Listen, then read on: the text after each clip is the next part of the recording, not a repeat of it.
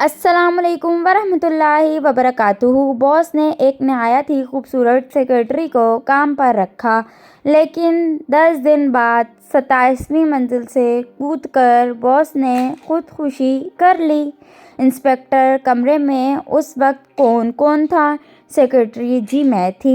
Inspector आखिर हुआ क्या था?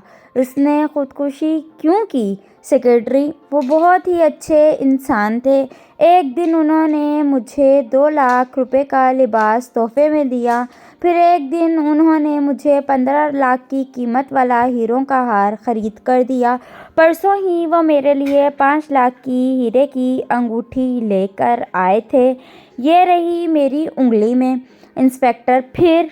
सेक्रेटरी आज उन्होंने मुझे शादी के लिए भी प्रपोज किया। इंस्पेक्टर तो फिर?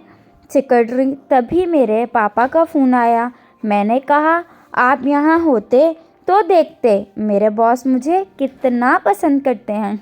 आप तो हमेशा बस यही कहते थे पप्पू बेटा लड़की बनकर ना घूमा कर। फ्रेंड्स अगर आपको मेरी वीडियो अच्छी लगे तो मेरे चैनल को ज़रूर सब्सक्राइब करें, मेरी वीडियो को लाइक करें, शेयर करें, बेल आइकन का बटन प्रेस करें ताकि हर आने वाली नई वीडियो से आगाही आपको मिलती रहे। इसी के साथ अल्लाह हाफ़िज़। मिलते हैं हम नेक्स्ट वीडियो में।